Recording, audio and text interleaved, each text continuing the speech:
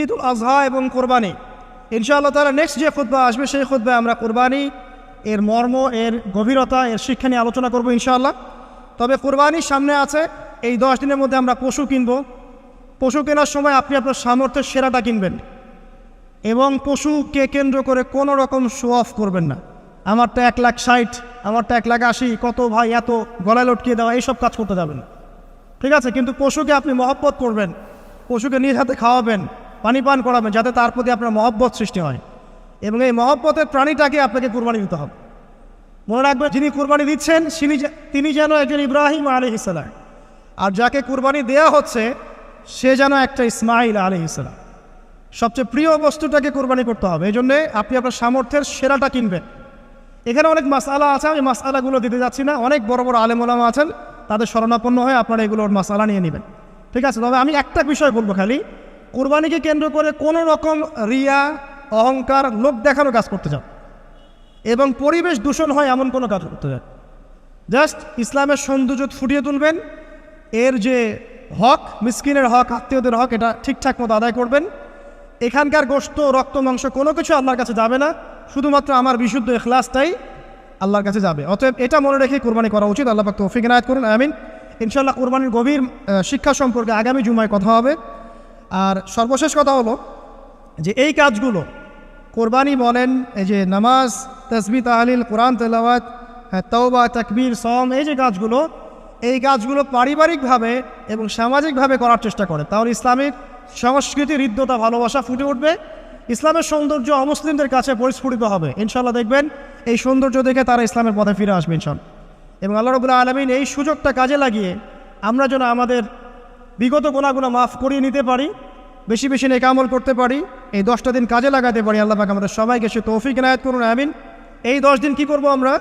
এগুলোর পাশাপাশি বেশি বেশি তাকবীর দিবেন। তাকবীর মানে আল্লাহু আকবার, আল্লাহু আকবার, লা ইলাহা ইল্লাল্লাহ, আল্লাহু আকবার, আল্লাহু আকবার, ওয়ালিল্লাহিল হামদ।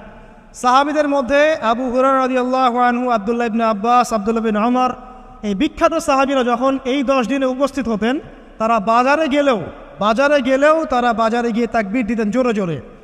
অন্য সবাই শুনে সবাই তাকবীর দিত, তাহলে সমস্বরে তাকবীর হতো। এই সুন্নাহটা চালু করা যেতে পারে। আল্লাহ পাক আমাদের সবাইকে তাকবীর দেওয়ার তৌফিক দান করুন, আমিন।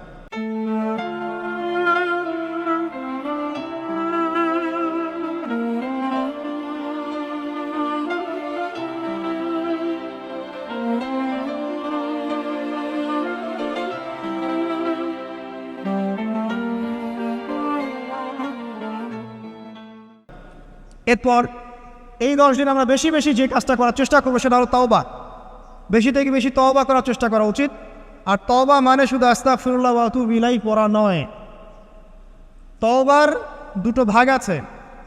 কবিরা গুনার জন্য একরকম তওবা, আর সগীরা গুনাহ এমনি এমনি মাফ হয়ে যায়। সগীরা গুনার জন্য একটা সগীরা গুনাহ হয়েছে, আপনি একটা ভালো কাজ করলেন, আগের গুনাহ মাফ। একটা গুনাহ হয়েছে, আপনি ওযু করলেন, চোখের হাতের সব গুনাহ মাফ। একটা গুনাহ হয়েছে, আপনি সদকা করলেন, গুনাহ মাফ।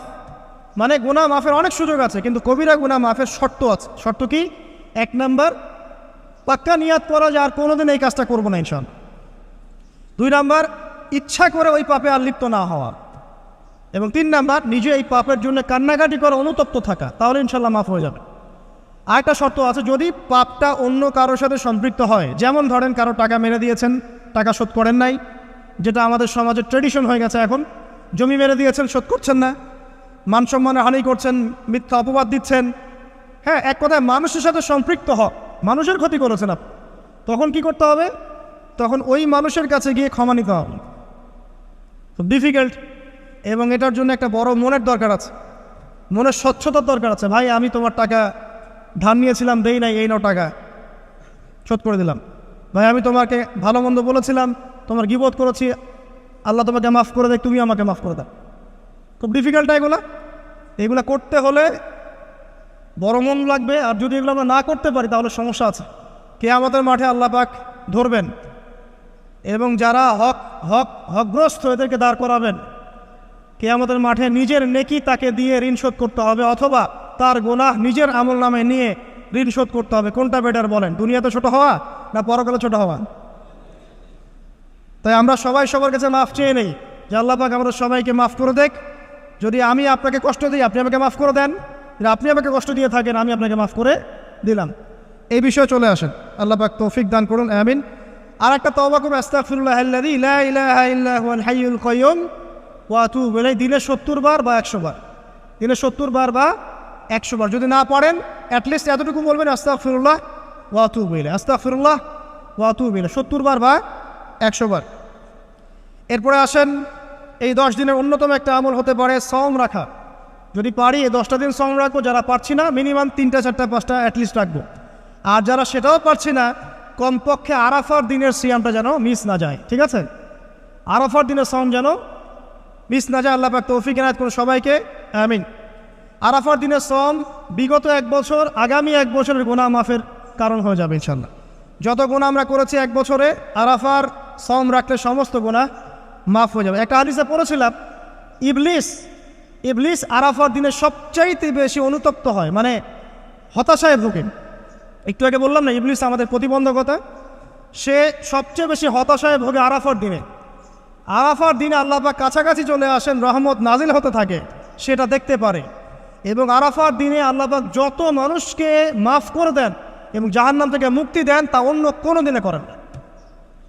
অগণিত অসংখ্য মানুষকে আল্লাহ পাক আরাফার দিনে মাফ করে দেবেন ইনশাআল্লাহ। অতএব এই দিন সওম রাখতে হবে। কারা সওম রাখবে? যারা হজ করছে না তারা রাখবেন, মানে আমরা যারা হজ করতে যেতে পারিনি এবার তারা রাখবো ইনশাআল্লাহ তাআলা। এছাড়া বেশি বেশি সওম রাখার চেষ্টা করা উচিত এই 10 দিন। ফজিলত একটা হাদিস একটু আগে বলেছি, একটা সওম আপনার কি হবে? 1 বছর সওমের নেকি পাওয়া যাবে ইনশাআল্লাহ তাআলা। হজ এবং উমরা করা, যারা এই 10 দিনে হজ উমরা সুযোগ পেয়েছে তারা আল্লাহ পাকের মেহমান। আমরা দোয়া করবো আল্লাহ পাক তাদের সবাইকে সুস্থতার সাথে হজ করা তৌফিক দান করুন এবং আমাদেরকেও জীবনে অন্তত একটাবার হলেও মাকবুল হজ করা তৌফিক আল্লাহ পাক দান করুন, আমিন। এবং একটা হাদিস এসেছে, যে ব্যক্তি বিশুদ্ধভাবে হজ করতে পারে, মাকবুল হজ, মাবরুর হজ, সেই ব্যক্তি ওই দিনের মতো নিষ্পাপ হয়ে যাবে যেদিন তার মা তাকে প্রসব করেছিল। আরেকটা কথা বলি, ফজর নামাজের পরে চেষ্টা করেন আধা ঘন্টা থেকে 1 ঘন্টা কোরআন তেলাওয়াত করার জন্য। পারা যাবে ভাই ইনশাআল্লাহ? আবার বলছি, প্রত্যেক হরফে 10 নেকি পাবেন ইনশাআল্লাহ। কোরআন তেলাওয়াত করলে অর্থ না বুঝেও যদি তেলাওয়াত করেন প্রত্যেক হরফে 10 নেকি পাবেন ইনশাআল্লাহ। কিন্তু অর্থ না বুঝলে কোরআনের হক আদায় হয় না। আবারও বুঝ, আমি যা বলেছি সেটা বলতে আমি দ্বিধা করছি না। আমি বলছি কোরআন তেলাওয়াত করলে প্রত্যেক হরফে আপনি 10 নেকি করে পাবেন, বোঝেন আর নাই বোঝেন, তাফসির বোঝেন আর নাই বোঝেন, অর্থ বোঝেন আর নাই বোঝেন, প্রত্যেক হরফে কি পাবেন? 10 নেকি পাবেন। কিন্তু অর্থ না বুঝলে, অনুধাবন না করলে কোরআন নাজিলের মূল হক আদায় হবে না।